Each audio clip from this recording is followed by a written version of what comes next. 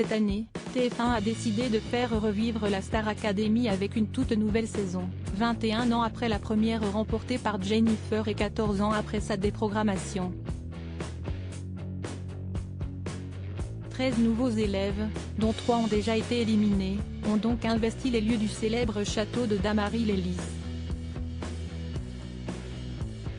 Un lieu forcément plein de souvenirs pour Lucie Bernardoni qui y a logé elle aussi lors de sa saison en 2004, pour la saison 4 où elle a été finaliste face à Grégory Le Marchal. À l'époque, la chanteuse n'était âgée que de 17 ans mais faisait déjà preuve d'une grande assurance et de beaucoup de rigueur.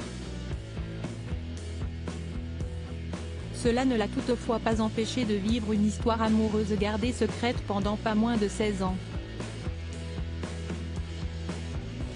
Ce n'est qu'en 2020, lors de son passage dans l'émission Un éclair de génie de Maxime Guény sur Radio VL qu'elle en parlait pour la première fois publiquement.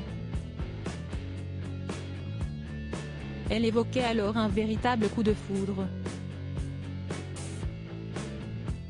Tout ce qui s'est passé au château reste au château. C'était une belle histoire.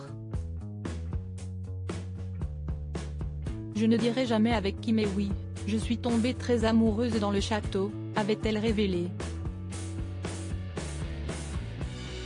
Alors pour qui de Grégory Le Marchal, Mathieu Johan, Sofiane Tadjine, Jonathan Benami, Harlem, Enrique Toyo, Sébastien Deguy ou encore Gauthier Robichou a-t-elle craqué? Lucie Bernardoni ne le dira malheureusement pas plus. Si en revanche avec un autre ancien star académicien qu'elle a fini par faire sa vie, à savoir Patrice McTav, saison 1 en 2001. Le couple s'est même marié en octobre 2018.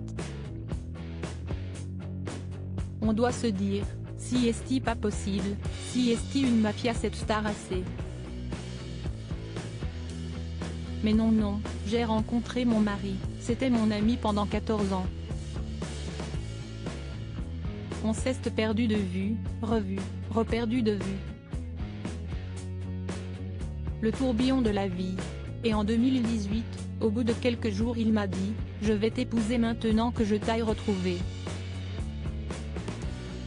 7 mois après, en Écosse, sur une falaise, on s'est marié, avait-elle raconté. Une histoire qui ressemble à une véritable comédie romantique. Rappelons que Lucie Bernardoni a fait son retour dans la Star Academy cette année en tant que répétitrice. Elle aide ainsi les élèves à se perfectionner en marge des primes diffusées chaque samedi soir sur TF1, comme celui attendu ce 5 novembre.